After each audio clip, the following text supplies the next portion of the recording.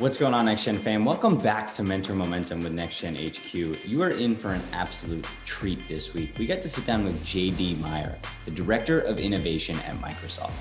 We dive into everything in this episode, from the 3 things JD wished he knew when he started his first job, all the way to his playbook for actually creating innovation. So you're not gonna wanna miss this episode. You're gonna want that pen and paper so you can take those notes and those action items JD gives you, and you better watch it once, if not twice, because there's a lot of nuggets in this one. So enjoy, fam, and I can't wait to see you again soon. For our audience, I'd love for you to break down that mentality and kind of what you're doing and why your year starts in February. I would get disappointed each year because January would start. I would start whatever my big change was going to be. And then I'd find out midway through the month that I wasn't actually ready. I didn't do the preparation. I didn't do the work. Holidays got in the way. And then I felt like I missed my opportunity. And I felt like I blew my year. And can you imagine blowing your year at January? It makes no sense. Luckily, one of my mentors had mentioned, hey, you got to think about it like catching your next train. It's trains keep leaving the station. Every month is a new train leaving the station. So imagine that February is your next train. It's your chance to start. So make January your prep month. Do the work, do some practice trials, do some dry runs, whatever it is you're going to go do, but get ready for it. But then feel good about that mindset, because if you don't, you're going to keep beating yourself up about how you messed up January, how you messed up your year, how you didn't get started. But it's that Jan is prep, Feb is start, just go. And if you screw up Feb, catch the next train. March is another great time because it's spring. But it's the idea of, you don't want to be beating yourself up. You want to be pulling your self forward, and you want to keep getting those fresh starts. Thinking back to your 20-year-old self, what is Yep. one piece of advice that you would give to that version of you? I think the most important thing, actually, it's it's 3 skills to invest in, or 3 domains to learn. And one of them is strategy. I underestimated the value of strategy long ago. I didn't realize, when you think about strategy is difference. Strategy is things you do or things you don't do. Strategy is, why are you doing that? And there's incredible body of knowledge around strategy itself. You can go incredibly deep into the strategy game. And my recommendation would be, just even browse the visuals of the tools, because it organizes your thinking. When you know why you're going after the competition in a particular way, or if you're really clear about what you're really good at, what your strengths are, what your weaknesses to either make up for or to actually avoid and stay out of, um, that gives you this incredible clarity. And it means that you actually can create your North Star. You know the direction to go, and you may not know exactly how to get there, but at least you know where you should go. And that to me is like a huge thing. So strategy skills, incredible. The second skill I would say to invest in is actually project management. Project management is like the essence behind productivity. Even if you don't lead projects and lead project teams, if you think about it, everything you do, unless it's ongoing like a process and it's a system or a habit, it's actually a chunk of change. Your value is driving change. Your value is the change that you create. So if you think about value as the change, what is like the ultimate skill for change? It's actually project management. You're going from current state to the future state. But it also helps you break down big, scary challenges into doable things, like a work breakdown structure. If there's one skill to learn within project management, it's a work breakdown structure. Once you can see the map of the jobs to be done, you've got this new level of clarity. You know the resources you need. You know where you're going to run into challenges. But project management is like the second thing. The third one, I went back and forth between marketing and executive communication skills. I would say invest in executive communication skills. Nothing is worse than having a great idea or the right answer or a beautiful vision, and you can't communicate it well. And the trick is, really mastering. It's also includes stakeholder management. But when you can be clear about the message that your audience actually needs and actually deliver it, that's how you'll get people inspired to follow you on your vision. That's how you'll get the support that you need. That's how you get the funding that you need. And if we were to think in terms of like a gig economy, your ability to inspire a vision, create clarity, generate energy, and actually deliver and drive results.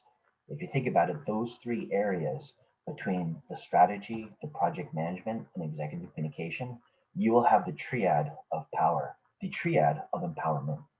I think it's so wise. The first thing you say is strategy, which is something that I think most young people don't think about, like that Right. long game strategy, that North Star finding, if you will. They say, I'm Yeah. just going to go. I'm going to start the path. I'll figure all that stuff out on the way. Right. But this is such profound advice. Yeah, it'll change how you approach things because one of the things that happened to me was I was really good at the short term. I was really good at maybe a day, maybe a week, and I started doing these longer term projects that would be 3 months, 6 months, a year, and in these different time frames, the choices that I made early on, I had to live with them. But I Mm, didn't feel the pain because with me, I would at the time I would throw more hours at things. I would try to just do really quick do overs.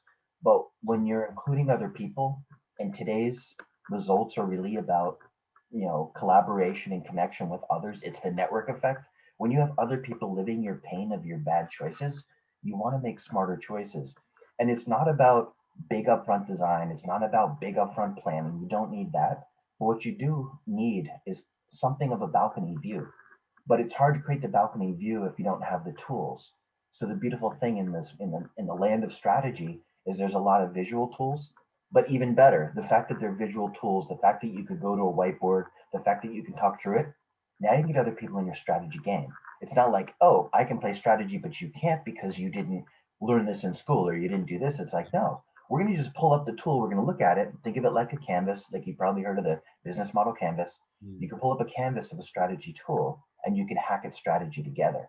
Now you got everybody in the game. That's the cool part. I'm a big fan of being able to get everybody in the game. It's not how smart or what it's how can you broker in others and empower them. You don't want to be just the smartest person in the room because that's like a fatal flaw, and that's where things break down. You want everybody to bring their smart on.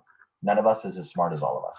Is there one moment, perhaps early on in your career, even closer to current times, that you remember a failure, a mistake that you made, and a lesson you learned from it that our people could potentially learn from and avoid that same mistake? I just watched the movie Peaceful Warrior. At that time, I didn't read the book. I watched the movie, and it's a good movie, by the way. Uh, but the whole idea was about putting your bags down and about being able to see things fresh and being able to have anticipation.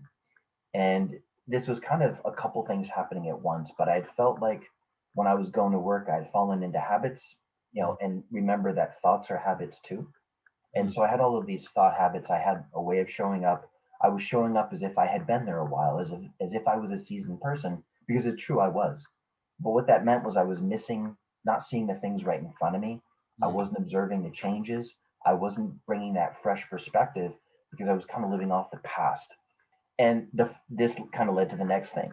So I'm showing up on the job as if it's my day one, as if I'm a new hire, and I'm taking this fresh look around, and I'm realizing, wow, the people that I thought were still here aren't even here. I'm still like having habits of people that aren't even around me anymore. And it's like, it's a new coalition. And it's not necessarily a coalition of the willing. Like I have to take a fresh look at who's here, who's in the house. My next practice, though, was I wanted to invest in relationships better. Now that I realize, like, wait, like the world of who I work with has completely changed under my feet. I didn't even notice. Um, I adopted a habit of each week have lunch with somebody new, have lunch with somebody old. So keep the kindling, keep the connections with who you have to build your network, but reach out and find somebody that you just don't even know. And this kind of leads to the third thing. I wanted to show up like a kid in a candy store. Microsoft is a gigantic company. I tell people it's the ultimate dojo of personal growth. You really can't outgrow it. But when I look at it, I show up and there's doctors writing code. There was a former astronaut on my team. There's military leaders. There's educational leaders. There's people around the world. There's best-selling authors. There's musicians. You name it, it's there. And I realized, wow, I'm not capitalizing that. Any day that I show up and I'm not meeting somebody new and learning from the wealth of knowledge and experience that's around me, I'm missing out. So my job totally became about how do I find these amazing people, harness that talent, and it's not always at the time when I need it. And that's the key is you don't just go build your network as soon as you need it. That's rough. What you do is you invest in your network, you invest in people, you share freely because you sharing empowers other people and you're gonna grow up because you're gonna take on bigger and better challenges. But now what you have when you're good to people, it comes back around. And now when it's time to go change the world, you've got a team of people that you can inspire and that will be happy to join your band of merry folks. A lot of people can get easily lost in their career or lost in just even how they think of their own identity. Um, what I see work is, like I said earlier, like it's the ultimate dojo of personal growth. Mm. So I see work as a chance to take on challenges. You got to turn your chores into chances. You got to turn your chores into challenges because the value of what you do, the value of your skills, is the value of the problems that you solve. Once you have that lens and you realize like your value is based on the problems that you can solve, a lot of people get stuck. They're chasing like role titles, they're chasing career paths. What they don't realize is that it's about growing capability. It's about putting those stories under your belt, those experiences. And the way that you choose those experiences is you choose the people that give you energy. You also choose the challenges that grow you. You follow your growth. When you can take on those bigger problems and challenges, you get better at work, you get better at life. And that's part of the game. Like the game is your growth. On your personal side, what's maybe one habit or life hack that you found that allows you to perform your best, not just in that work environment, but in everything that you Uh, if I look at my highs and my lows, like what's the habit that's actually helped me deal with thick and thin, ups and downs, life throws curveballs, it's a morning startup routine. It's like you have to win your morning. And what I mean by that is that when you start your day, I'm a big fan of driving from vision. I don't want to have to slog my way through. I don't want to have to drive my way forward. I Mm. want that quick view of what's going to pull me through my day. And I found that there's a couple components. The first thing is long ago a friend told me, he's like, "Hey, did you know you're dumber in the morning?" I probably am, but why? Like, tell me more. And he said, "Well, Google did a study, blah blah blah, but your blood sugar is lower in the morning, so you don't think as clearly." He's like, "But what you can do is you can work out. So if you work out, you'll be smarter later." And I thought, great point. Why not kind of own my morning, get my workout done first thing? So it's, wake up, workout. It's out of the way. I'm done. I did it. It's there. I don't have to worry about will I get time later? Will I get disrupted? I own it like I'm done. And now I'm even smarter because now I've got the blood flowing. I can think. We're better as people when we move. It's that movement that inspires our mind. It keeps, our body going. It's hard to separate the mind and the body. If the mind's not good, the body's no good. If the body's no good, the mind's not good. But now you got the momentum. Then the next piece of it is it's actually, I think, two more key components. It's creating a vision for your day in a very simple way. I have a bigger pattern that I call Monday vision, daily wins, Friday reflection. And it's all about vision, actually, if you think about it. So the Monday vision is the vision for the week. Yeah. But each day, it's having a vision for your day. And you can actually split it into, I tell people, just think about three scenes in your day. You've probably got three challenging moments. Maybe it's doing your workout. Maybe it's a meeting that you have with somebody and maybe you're worried about that. Maybe it's a project that's been kind of kicking your butt and you really need to make progress. Picture those three scenes in the day. Here's where people fall down though. They think vision and they imagine everything's positive and perfect. No, we know that doesn't work. You actually have to lean in on the challenges. Mm. You need to see what the victory could be, but you need to understand what are you going to do when things just don't go as planned. What's your plan B or C? How can you respond? And that's, I think, another part of this whole approach is you're imagining how you're going to respond instead of react. So you've got your workout, you've got your vision for the day broken down by three scenes, and then I'm a big fan that you so this is all about priming your mind. I'm a big fan that you prime your mind by both the questions that you ask and the sources of insight that you draw from. I draw from a lot of books, a whole lot of books, a lot of books, but I like that little quick morning time to read something different, whether that's read on medium.com, read a book, read a Kindle, a recommendation from a friend. And I found a little hack for reading faster and reading better. So the problem used to be you don't start a book because you can't finish it, or you start a book and you don't finish it and you get frustrated because you don't remember where the hell you left off. I'm a big fan of sticky notes, yellow stickies. So what I do is I basically put scaffolding in books. Same idea. You can actually do the same idea in a Kindle. You can highlight things, but in books, what I do is I'll read a quick section and I'll go, how can I use this? I'll ask myself, what's the takeaway? But more importantly, how can I actually use this? And I'll put it in my words like what my outcome is of like, here's what I think I can do with this. And I'll stick the sticky in the book. So whether I finish the book, whether I'm a quarter through the book, no matter where I am, I flip back through my stickies and I got reminders of here's how I can use that knowledge. So I can always pick up where that's the idea. I can always pick up where I left off from. I want to ask you a question that was submitted from one of our incredible community members, Hayden Humphrey, an incredible career coach who left LinkedIn to start his own thing and is just doing some awesome stuff. And he's so keen to know, man, what are your guiding principles for creating an innovative environment? And what type of leader do you need to be? How do you need to set up your team? And how can that even translate to him as an entrepreneur, any of us entrepreneurs that want to even replicate a little bit of that, that you're creating over at Microsoft? First of all, there's a lot of research on how to build better teams. Kind of going back to the idea that none of us is as smart as all of us. It's that diversity, and specifically, it's the diversity of perspective that comes to the table. Your ability to integrate diversity of perspective is going to lead to more effective teams and more effective results. It may not feel like that way at first because diversity can create conflict, especially when there can be competing perspectives. But you have to embrace the idea that coming at a problem from different angles, bringing different skills and strengths to the table, is going to lead to different conclusions and different outcomes. That's just a great thing. The other part that makes a team super effective is this idea of focusing on building trust. There's two different definitions of trust. One is I know what you're going to do. I trust what you're going to do. I trust you with that. That's cool. That's great. Got to have that too. But the deeper one is vulnerability based trust. Who's got your back? If the team has your back, you'll go out on a limb. If your team doesn't have your back, you're spending part of your energy worrying, hey, while I'm out on this limb, who's sawing off that branch? If I'm leaning over the boat, who's going to push me over first if they need? But when you have vulnerability based trust, you push each other, you challenge each other, you can get through the rough stuff. But as far as actually thinking about and driving innovation, a couple things help a ton. I have the advantage of I was head coach on Satya's innovation team, so my job was to accelerate how to do innovation. And I tried a lot of things. Like I'm a big fan of first of all, I'm a big fan of using a double diamond.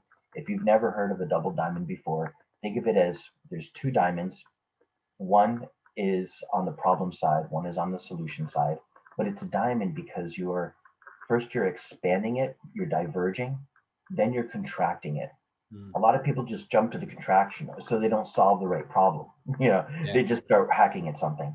The other part of it on the solution side is don't just jump on the first solution that you see. Again, expand the ideas, expand and explore possibilities, then contract down.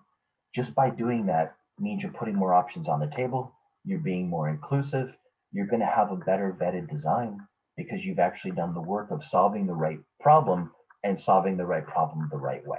What I want to jump to is how do you just even practice innovation?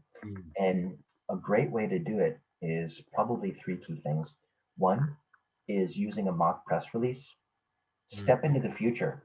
Write down what the world looks like. First of all, focus on your headline. It's that headline that wins hearts and minds.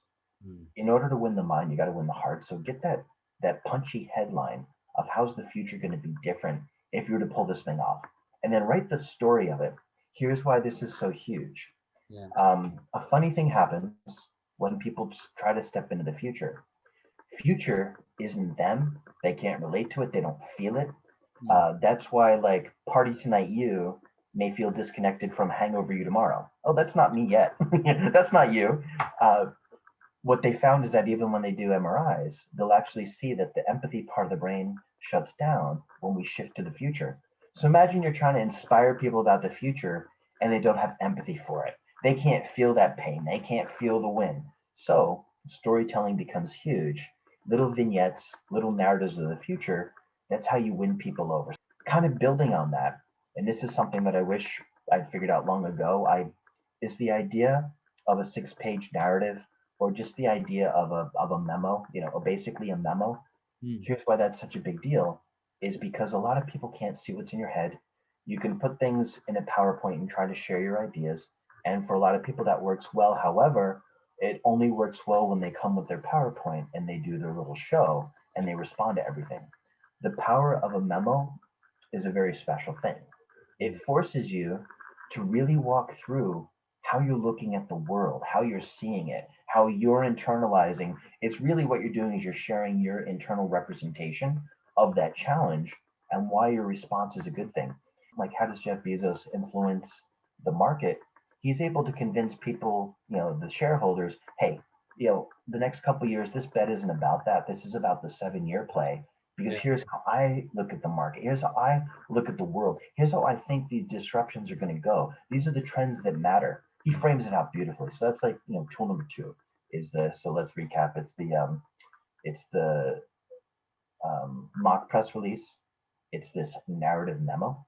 Tool number 3, it kind of goes into the agility game, but it's about using scenarios. And I want to be really clear about what I mean by a scenario. Think of it as a problem and solution pair for the customer in the customer's voice, their current state and their desired future state. Scenarios are like the most powerful way to capture a customer's pains, needs, and desired outcomes. If you think about it, innovation is solving itches. Some people that solve the best itches solve their own itches. Some people, that do great innovations, it's because they either hated that problem or they love the customer, but it's those pains, needs, and desired outcomes. Here's an example of a scenario. Let's say you're in charge of product development, and I'll just be in the voice of that persona. But I have an empty pipeline of ideas. My employees have ideas. I don't know what the hell they are. My customers have ideas. I don't know what they are. My partners have ideas. I don't know what they are. And my brand is getting beat up in the market. I'm in pain. It's really hard to have a successful company if I'm failing right there. That's my current state of pain. Let's step into the future state. If I woke up tomorrow, no technology up my sleeve, but if I woke up tomorrow and had a pipeline of ideas from my customers, my partners, and my employees, wow. And if I knew who my brand influencers were, so I could change perception in the market, I am rocking. Now, I just framed out this desired future state, this future state story. That is the stage of innovation now. Solve that. Go solve that problem. Solve for X. You just defined what good X looks like. Solve for it now. You figure out how we're going to get there. And that's how you get everybody in the game too. But it's actually more powerful than that. You'll notice that a lot of what I do revolves around the idea of agility. And agility, you gain speed, but agility itself isn't about speed. Agility is about embracing change. That's like an important idea. It's about how can you change or how can you pivot. Part of being able to do that means you can chunk things down. So like in that scaffolding for the book, I'm chunking the book down into useful little nuggets. What you're doing with these scenarios is you're creating a catalog of future value. By having a catalog of these customer scenarios, you just defined future value in the voice of the customer. They will pay to solve those pains and needs and those problems. They will pay to achieve those desired outcomes. Absolutely. You've just figured out masterfully how to innovate in the future and get everybody in the game wrapped and rallied around customer. This is the ultimate way of driving. You hear people talk about customer obsession. Well, this is how you actually do it. That was Mentor Momentum, sharing life and business lessons from incredible leaders. Looking for more momentum? Subscribe to our weekly Momentum newsletter at nextgenhq.com and check out our other podcast, Momentum Audio, on any of your favorite podcast channels. Now that's momentum.